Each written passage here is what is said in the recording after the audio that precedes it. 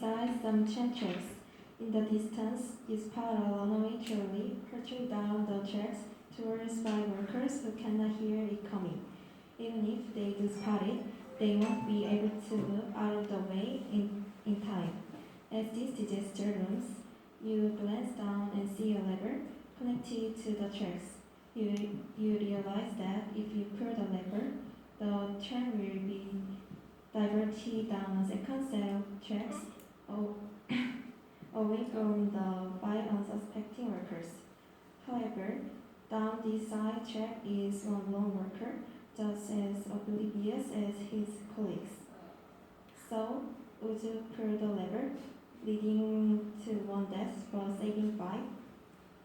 This is the crux of the classic thought experiment known as the Trolley Dilemma, developed by philosopher Philip Puffwood in 1967 and adapted by Julie Jarvis Thompson in 1985.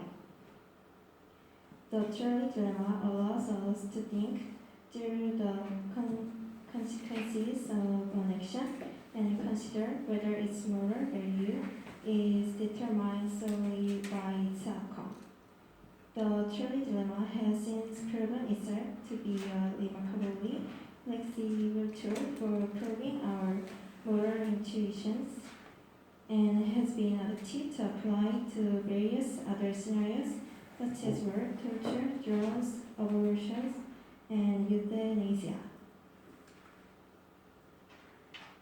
Now consider the second variation of this dilemma. Imagine you are standing on a footbridge above the train tracks. You can see the runaway trolley hurtling toward the 5 unsuspecting workers, but there's no lever to divert it. However, there is a large man standing next to you on the footbridge. You're confident that his work will stop the train in its tracks.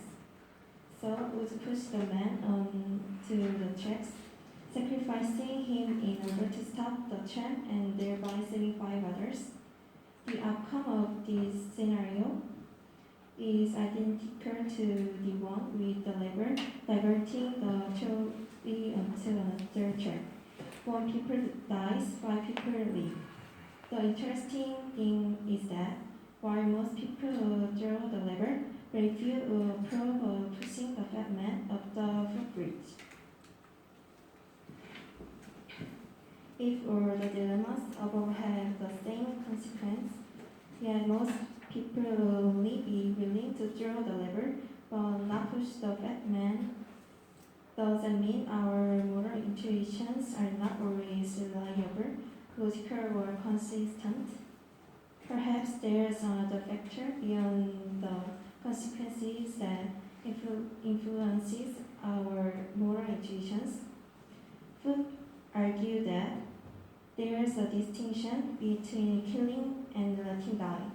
The former is active, while the latter is passive.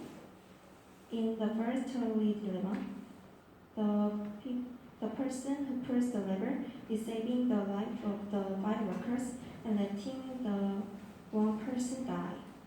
After all, pulling the lever does not inflict direct harm on the person on the side track, but in the footbridge scenario, pushing the fat man over the side is an intentional act of killing.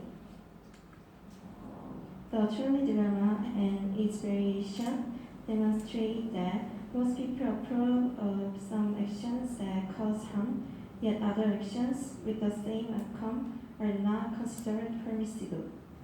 Not everyone answers the dilemmas in the same way, and even when people agree, they may vary in their justification of the action they defend.